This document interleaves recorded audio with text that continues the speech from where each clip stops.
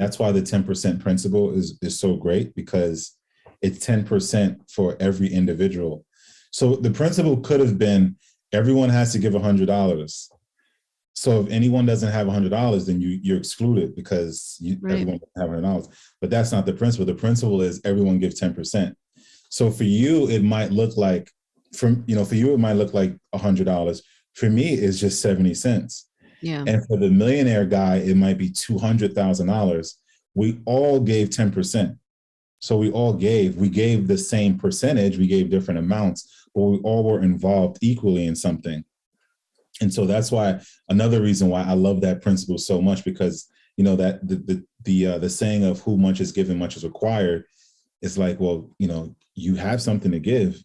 Everyone has something to give, whether it's your time, it's your money, it's the clothes you don't wear anymore in your house, like whatever it is, just give according to what you have. And that's good enough. Like, don't try to be Jeff Bezos, just be who you are, give what you have, and you can do it right now, and it's enough.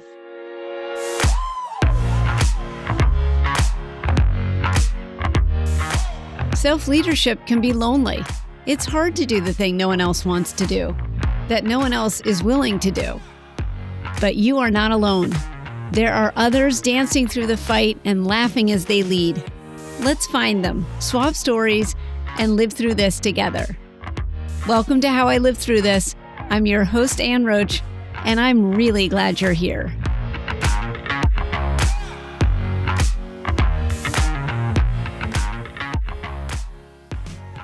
Today, I'm delighted to be speaking with Mandell Conway. Born, raised, and still living in the Bronx, New York, Mandell was raised in church and is named after the great Nelson Mandela. Mandell is a drummer, a self-described mama's boy, a lover of learning, a connector of people, and endlessly curious. Mandell is on the leadership team at Costco, and he's a coach in the Akimbo workshops, including the Story Skills workshop, where I am honored to work with him. And he has started a project called Giving is Like. Welcome, Mandell. I'm so happy you're here. Thank you for having me, Anne. I'm excited to be here. Mandell, you've told the story about your mom, and although she passed when you were 13, you've said that all you needed to get from her, you got during those years, including the seed for the idea of Giving is Like. Will you tell us a little bit more about what Giving is Like is about and how it started? Yeah, sure. So Giving is Like is a project that I'm currently working on. And so with that statement, when I said that, including the seed for this project, it all originated when I was young. I want to say I was about 6 or 7, and I had the idea of getting allowance. And so I asked my mom, hey, Mom, could I get allowance? And she said, sure, I'll give you allowance. You just have to do some chores around the house. So she gave me the responsibility of cleaning and mopping the steps in the house. And the agreement was she'll give me $7 a week. So I thought, okay, great. I'll be getting $7 a week. I can surely do the steps, sweeping and mopping the steps. But she said, the only thing is that I'm no longer going to give you money for church on Sundays, because up until that point, whenever the offering basket went around at church, she would just give me $1 or $2 or whatever out of her own money. So now she was saying, well, you have your own money now. You can put it in. You can put it in yourself. And so I was like, well, how much do I have to give? She said 10%. And so she showed me how to do the math, how to move the decimal over. And so the number was 70 cents. I had to give 70 cents. And I remember thinking, okay, that's not a lot at all. 70 cents, I still have, $6 and change left. I'll be just fine. Yeah. And so I was excited about the opportunity. I remember Saturday night, right before church on Sunday, I was excited. And then I was thinking, like, well, why do I have to even break the dollar and give 70 cents? I'll just give the whole $1. And so I ended up just giving the whole $1. And that principle, that practice has stayed with me all the way until current day, 10% of everything that I make. And so I always kept that principle with me about giving and just giving, not just money, but time, whatever somebody might need. And then there's a scripture in the Bible. There's many scriptures in the Bible where Jesus is telling parables, and a line that he often says is, the kingdom of heaven is like. And then he goes into a parable comparing something that's going on in current day. If he's talking to fishermen, he'll give a parable about fishermen. If he's talking to farmers, he'll give a parable about farmers. But it'll always be the kingdom of heaven is like. And I always loved that line because it was always like, I know we're here on earth, but let me show you what heaven is like. And you could actually get earth like heaven.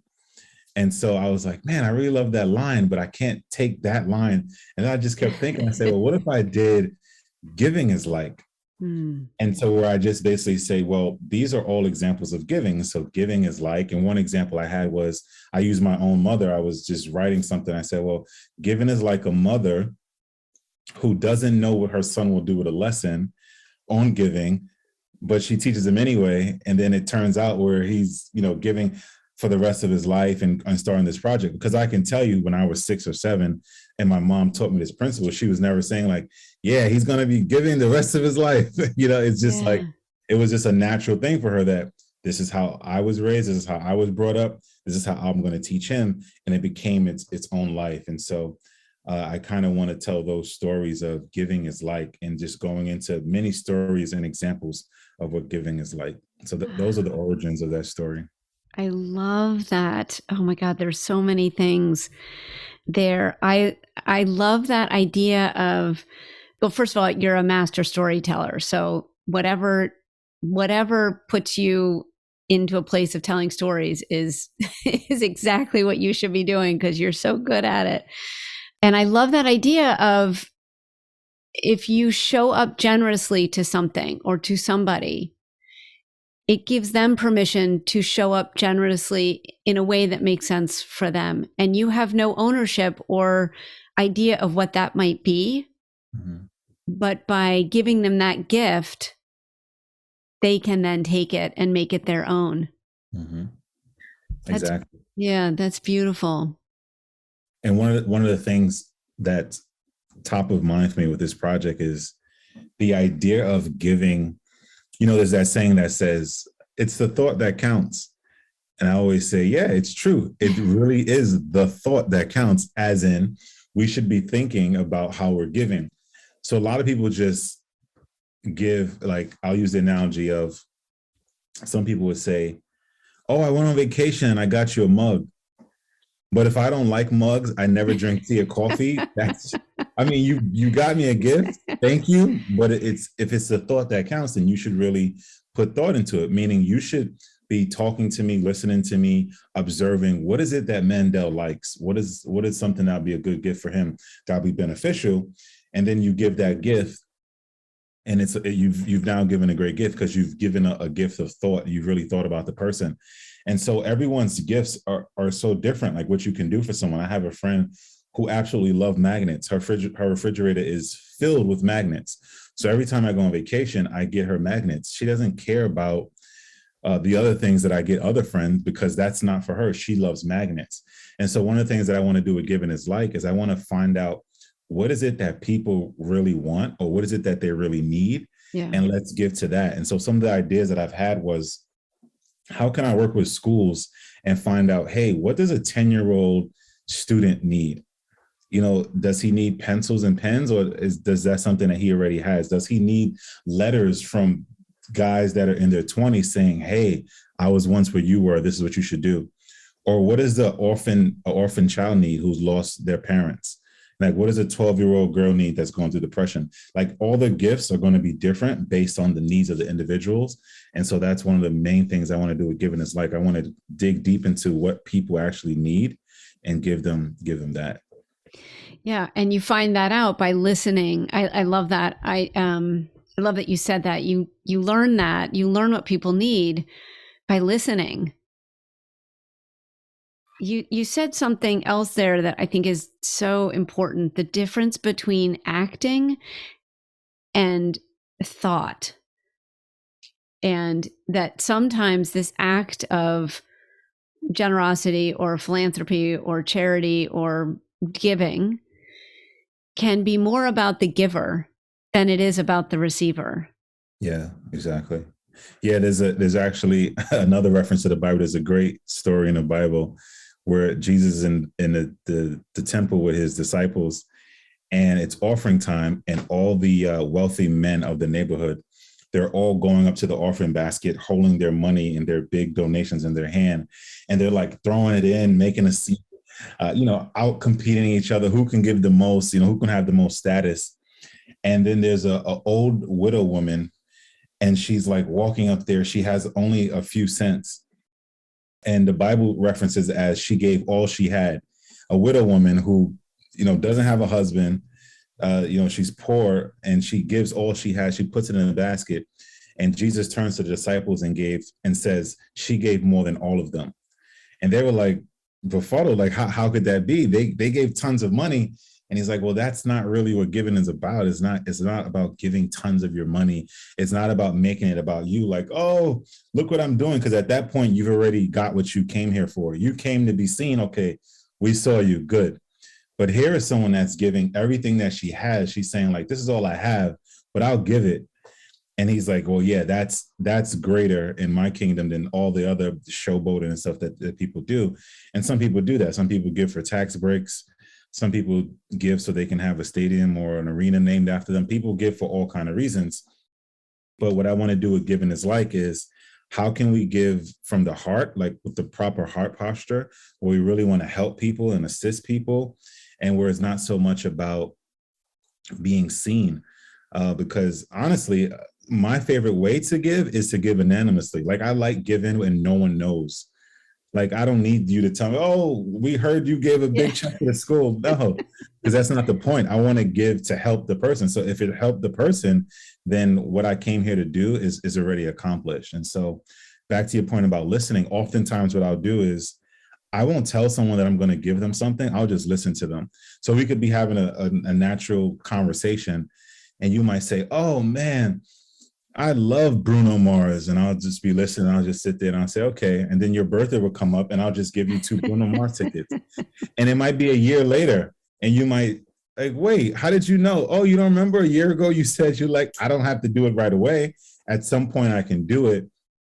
And so those are some of the things that I like to do. And that's some of the things that I want to do it with Giving is Like. Wow, that's amazing.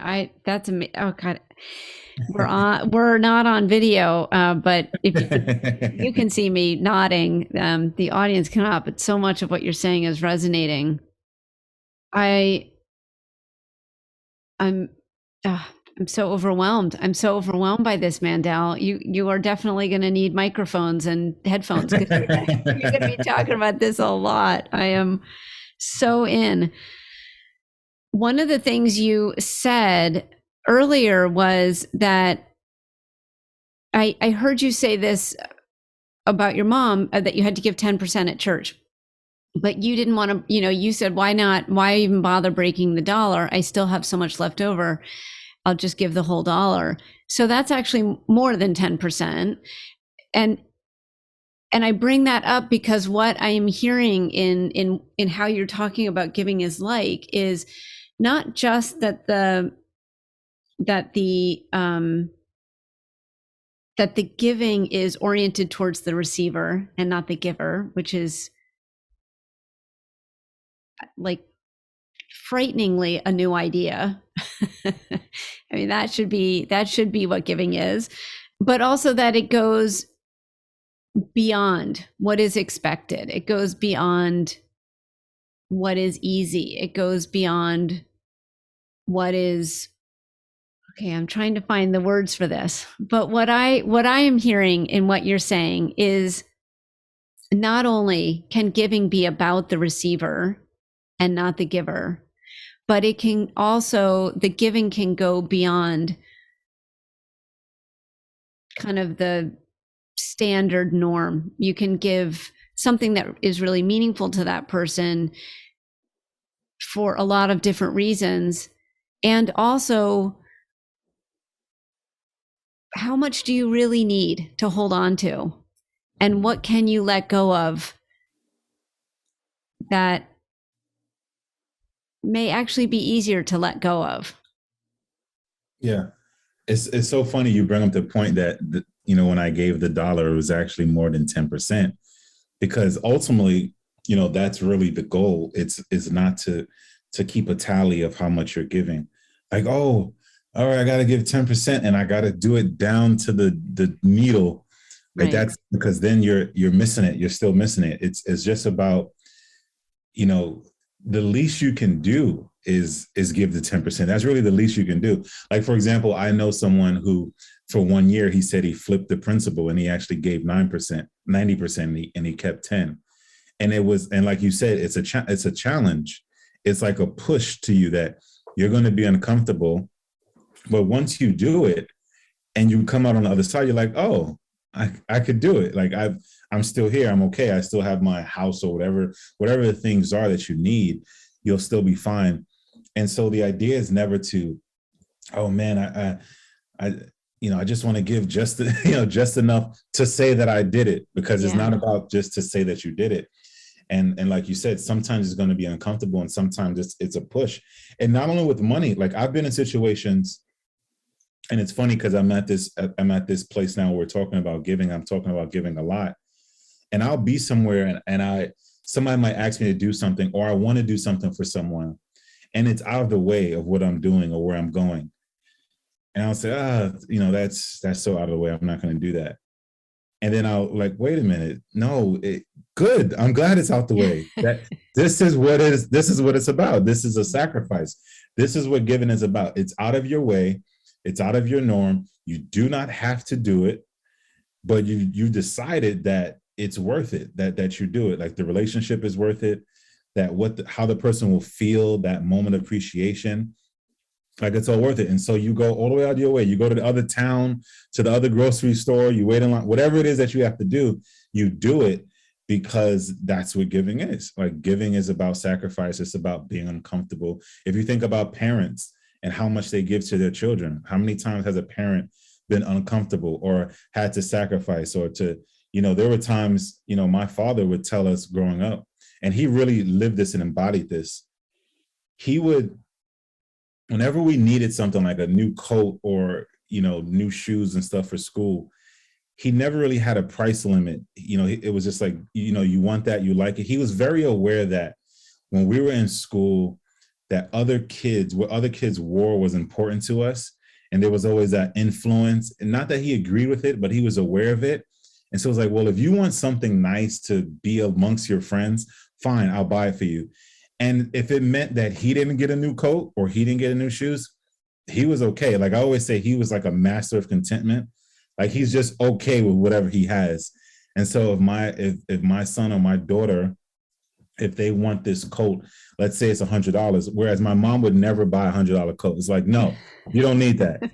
He would be the guy, and often maybe my sister used to talk about this all the time. Like there's certain things you go to certain parents for. Yeah. All right, if you need $150 coat, do not ask mom. There's no chance. But if you ask dad, he'll say, all right, you want that coat? And he'll get it. And mom will say, why'd you buy them that coat? And he's just like, just do it for them. But that's just how he was. And so that was a sacrifice he made. Like, hey, I might not get the new shoes, but my kids have it. And that's a lot of what giving is. It's about that sacrifice. It's about understanding the other person. Yeah. He understood that in school, this is what it is. Children love having what their friends have. They like Michael Jordan sneakers. They like all that stuff. Right or wrong, it's just the understanding that this is reality. And so he would do it. And so, yeah, absolutely. Giving it's going to be uncomfortable sometimes. You won't always be like, oh yeah, I'm going to give $1 and be so happy about it. I'm going to give $1 and I don't know what's going to happen next, but I'm going to give it anyway. Yeah. I love that. It's like a tally of, instead of tallying your 10%, you're tallying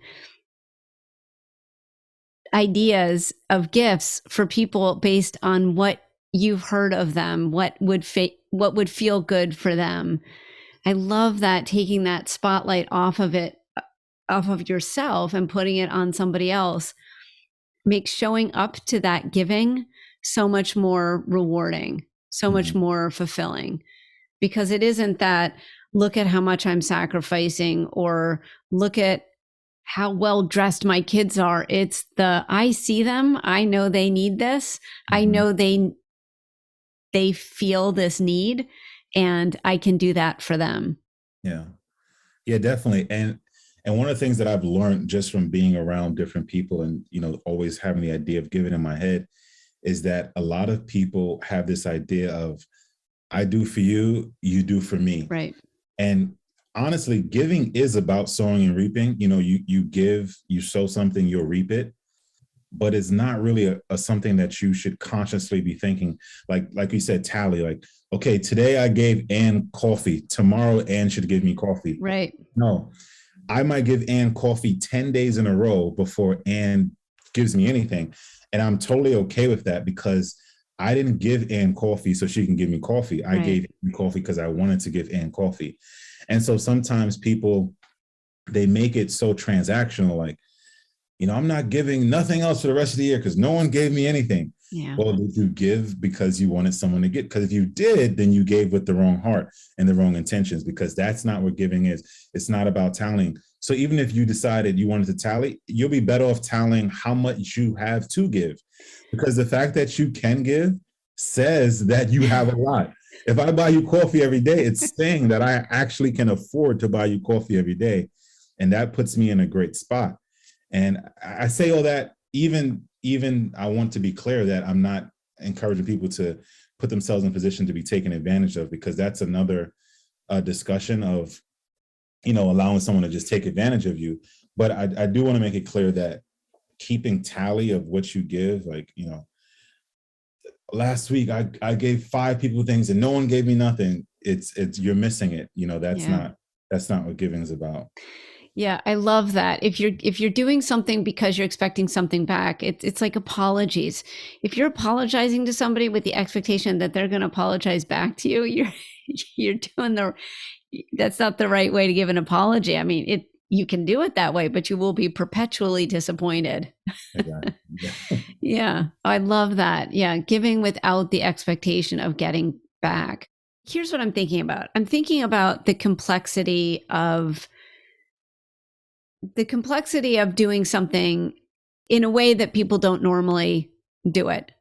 The complexity of seeing something or implementing something in a way that's not typical. And how do you stay in that space of giving with your heart, giving intentionally, thinking intentionally, but doing it in a field where that's not how giving is constructed? Is that making any kind of sense? Yeah, I think I understand. And are you talking specifically or in particular to in story skills, or when we're doing our coaching work, just holding space, or just really going with one student? Like I shared with some coaches that the way I like to coach is, in my eyes, is not really scalable, because sometimes I'll sit with one student for a large amount of time and I'm okay with that. Whereas some coaches, they might, it's like kind of on automatic or robotic, or it's just a line that gets you to go somewhere. And if you don't go there, it's like that. So I could see your question in that. Yeah, scalability. There you go. Yeah. Well, in terms of scalability, a lot of the things that I like to do aren't scalable, or at least like our friend Tom, one of the coaches, Tom, says, is at least we haven't discovered how to scale it yet. But it's really that contentment that I spoke about, of just being okay. Like, I can do something that's not scalable and I'm okay with it, because it had an impact on who I was addressing at the time, who I was with at the time, and that's okay. Like, if it impacted and if it worked for that person, great. And hopefully the scalable part is when they go and do the same thing and repeat it, for other students. And so just being okay with not being able to reach people at a large scale with my giving, it's fine. Even if you just think about giving time, like sometimes I'm at work and there are always people that they just want to have a conversation. And so I'll just give them that. I'll just give them the ear. I can't speak to 300 people in a day, but if I could speak to one person for 15 minutes and she tells me her whole day and all her frustrations, and she breaks down and cries. And at the end, she goes, "Thank you for listening." Yeah. Then I'm like, okay, I don't need to speak to 300 people. I spoke to her in that moment when she needed it, and it was good enough that she said, "Thank you for listening," Yeah. and went on. So that's part of it, just contentment and being okay with each individual transaction or each individual relationship or conversation. Yeah. I love that because, of course, scalability tends to be about self as well. I mean, I guess, well, now I'm thinking about Jesus and the wine and the bread. I mean, he scaled that and fed a lot of people. Yeah, I think it's one of those and or it can definitely be Right. about, if you think about, especially in the business context, a lot of people want to scale because they just want to be big and rich and Yeah. famous. Now, if you're saying, how can I scale so I could genuinely serve more people? Then yeah, let's talk about scaling. But sometimes it's going to be really tough to do certain things and scale it. And you just have to be okay with that, knowing that the work that you are doing is good enough. And you have to believe that who's receiving that work, like that's who it's for. And Yeah. just be okay with that. Yeah, and maybe the thing that you're scaling is this idea of giving in a new and different way, in a way that really opens up the possibility for people to do more of it and do more of it and do it. Spread that way of doing it as well. Can you share a moment where you saw this way of giving make a difference for somebody? In terms of me personally, or what, where I did it and someone else like followed suit.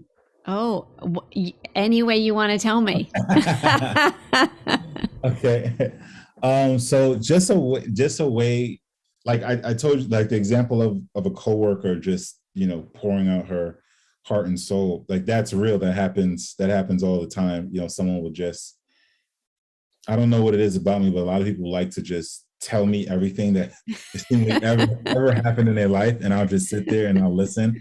And sometimes, honestly, that's all it is just listening. You don't have to give advice. You don't have to have an answer. If you just listen and nod your head and repeat back what they said, like they think that's the greatest thing, and they're good with that, and they just need to get it off their chest, and then they go on.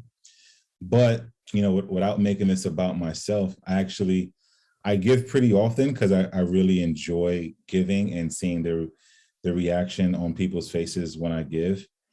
And there's some ladies at my job who, or it could be in any situation, where they'll get a promotion at work, or I guess we can say, like, I like celebrating people. That's another form of giving, like really celebrating people and putting the spotlight on them, whether it's their birthday or their anniversary. And so there's been times where people at my job have gotten promoted. I'll give you one exact example, only because I know this person will listen to this podcast. If I told her, I have a coworker. Her name is Shekan, Shekan, and she had got promoted to a supervisor from just a regular quote unquote employee to a supervisor.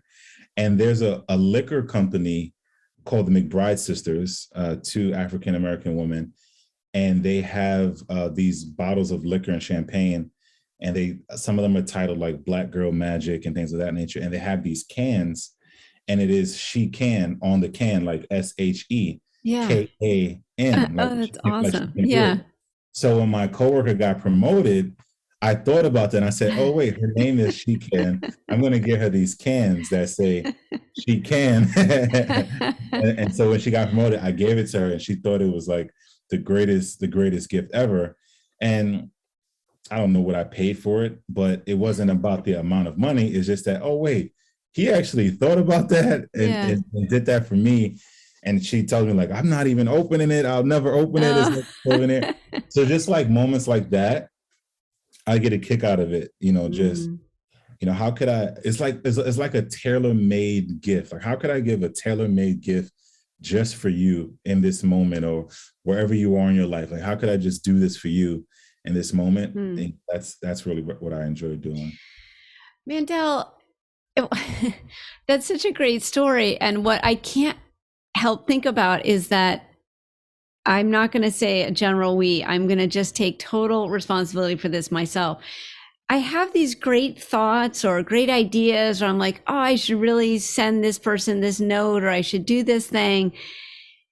And then it just disappears if I don't do it right away, or I think, all right, I've got to, I talk myself out of it, or I don't do it instantly and then it completely disappears.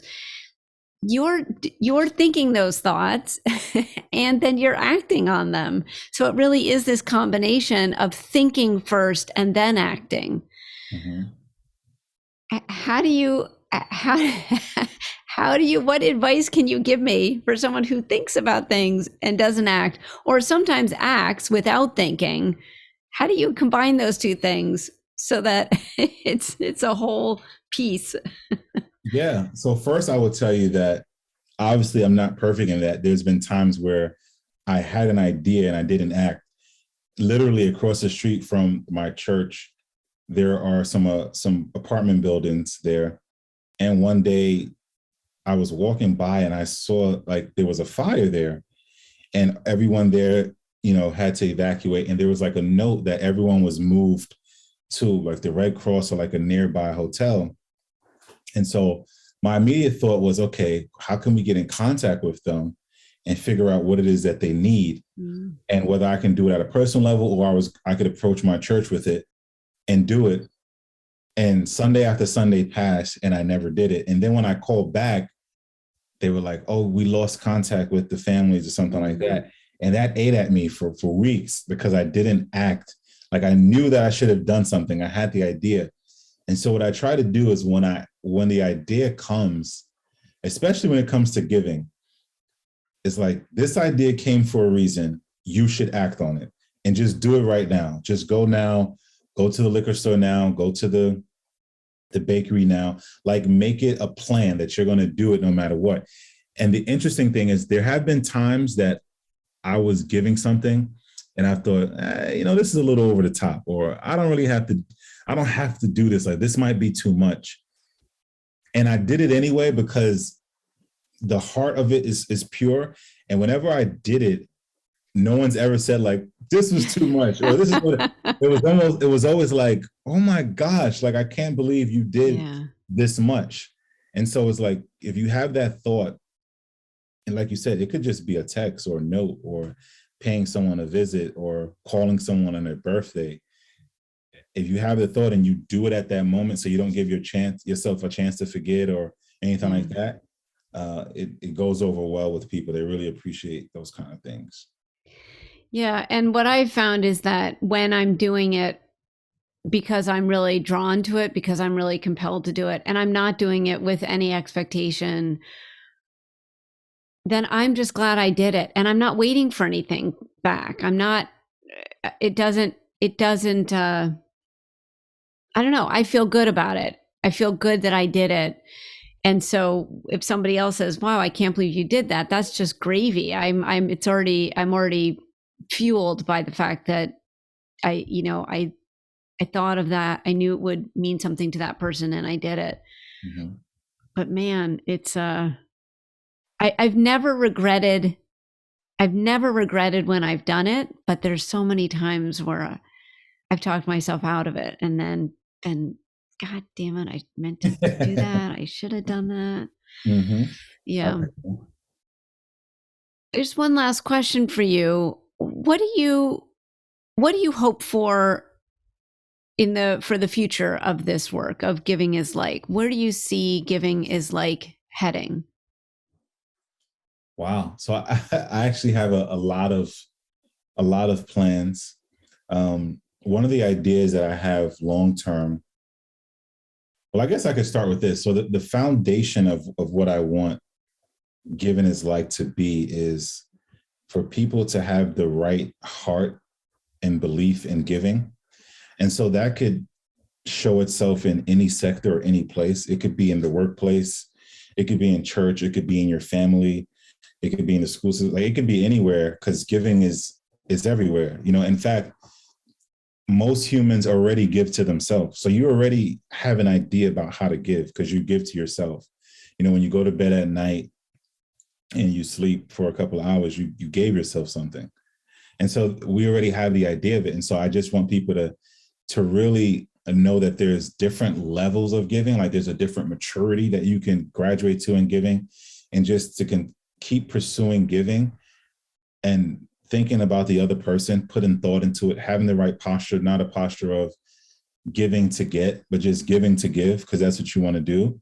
And knowing that everything else will be taken care of. In fact, the fact that you can give is proof that everything is already being taken care of. So that's really just like the core of the message. But as far as ideas, I shared with you some of the ideas of, hey, how could we connect with schools and figure out what young people need, or the orphan young lady, or young boy, or homeless people on the street, or as I said, it could be in your family. Like you could have, like Christmas is coming up, families do Kris Kringles and all those things, and hey, what is it that you need?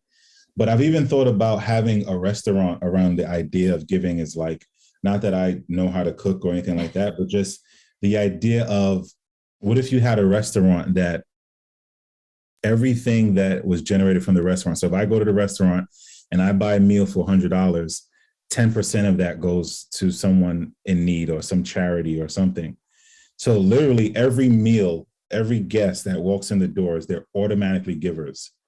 So it's like, how can we make giving automatic? Like, how could we just build it in a part of our everyday life where it's not even a thought anymore? It's just like, yeah, this is just what I do.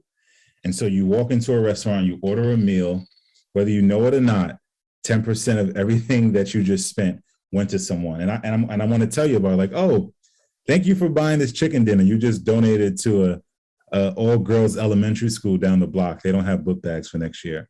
Like, just that kind of thinking and those kind of things is things I want to do. Oh, I love that. That sounds like scalability. Yeah. Love that. I love that idea. Just make giving more a part of the fabric of how you show up every day. Mhm.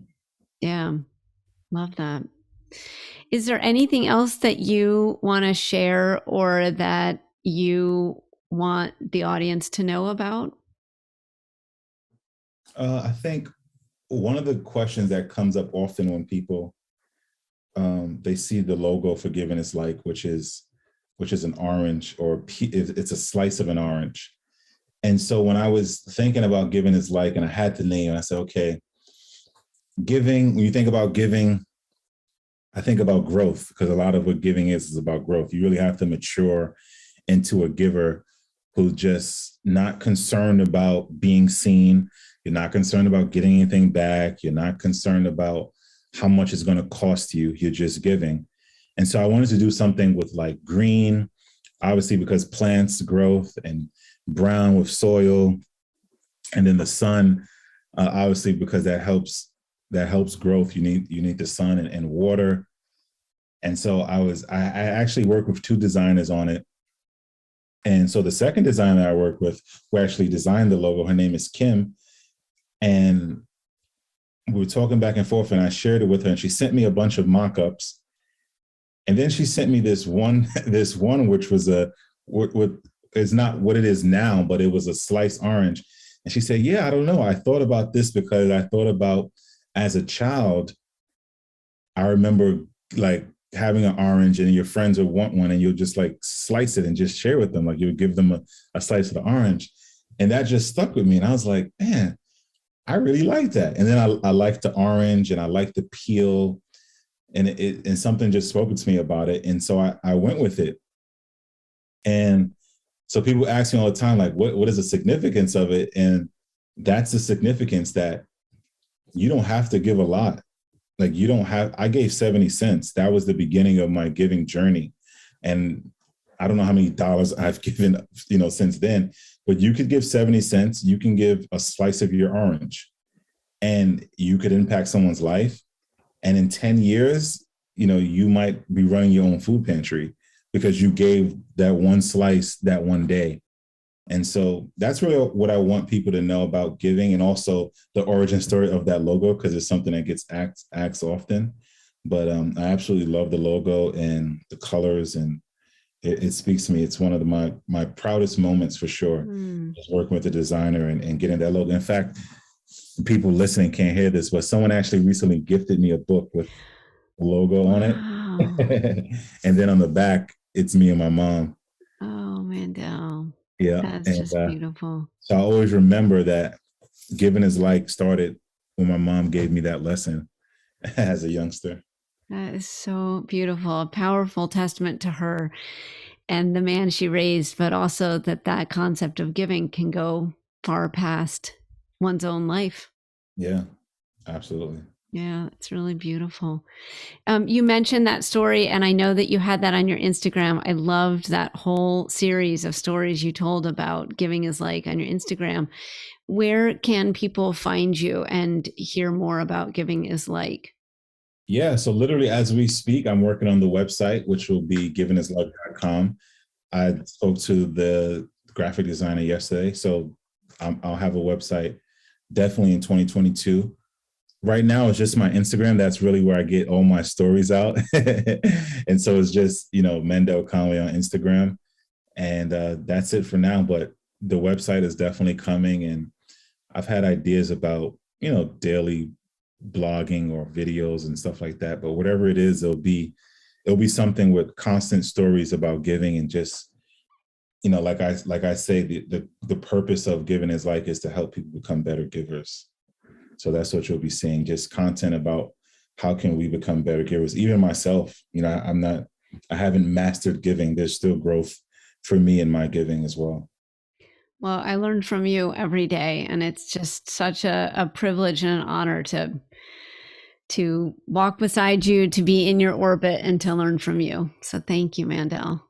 Thank you. I appreciate you, Anne. Right back at you.